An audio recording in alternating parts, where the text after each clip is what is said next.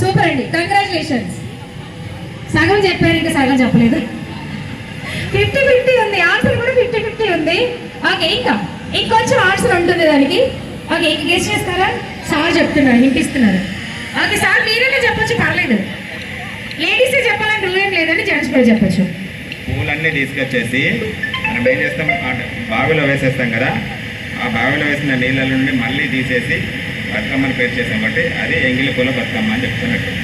Wow, super అండి. Sir ఇప్పుడే Google నుంచి తీసుకొని వచ్చినట్టున్నారు ఈ ఆన్సర్ని. దీనికంటే ముందు 9 రోజులు బతుకమ్మ ఆట కంటే ముందు ఇంకొక 9 రోజులు గొడ్డమ్మ నాడాలి. అసలు గొడ్డమ్మ నాడాలంటే ఒక పీట వేసేసి దానికి గద్దలు 5 లేదా 9 లేదా 11 గద్దలు పెట్టేసేసి వాటికి బీర, తంగేడు, గునుగు కూడా కాదు అప్పుడు పెట్టాల్సింది, గోరింట, ఈ పూలన్నీ ఇండ్లల్లో పెరిగే పూలతో తీసుకొచ్చేసేసి అప్పుడు గొడ్డెమ్మని ఆడిన తర్వాత దాన్ని ఆ రోజు నాడు పొద్దున నిమజ్జనం చేసేసి ఆ పూలు వేసిన తర్వాత ఆ పూలతో సాయంత్రం మనం బతుకమ్మని తెలుస్తాం కాబట్టి అది ఎంగిలి పూల బతుకమ్మ. వావ్, సూపర్ అండి. ఒకసారి చెప్పండి, కంగ్రాచులేషన్స్ అండి. సార్ మీ పేరు? రవికుమార్ గారు. మా లేడీస్కి ఇంత ఇన్ఫర్మేషన్ అనేది లేదండి, సూపర్గా చెప్పారు సార్. నిజంగా ఈ ఆన్సర్ మీకు ఎలా తెలుసు, ఎలా నేర్చుకున్నారు?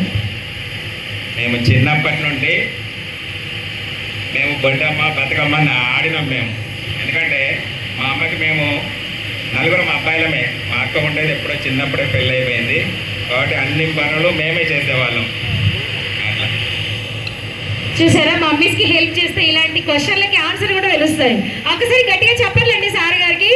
Thank you so much sir, మీకు మంచి గిఫ్ట్ ఉంది కానీ ఇప్పుడు లేదు, ఆఫ్టర్ ఒక 1 అవర్ తర్వాత గిఫ్ట్ ఏదో దసరాకు ఉపయోగపడనిస్తే థ్యాంక్స్ చేస్తాం సార్. అలాంటి గిఫ్ట్లు ఇవ్వాలంటే నా ఆస్తులు మొత్తం అమ్ముకొని రావాలి, నాకు అర్థమైపోయింది. అట్లాంటి ఎక్స్పెక్టేషన్స్ ఏమి లేవండి, ఓన్లీ చాక్లెట్ మాత్రమే ఇస్తాం మేము. Okay, super. అండ్ ఇప్పుడు కంటిన్యూ చేద్దాం.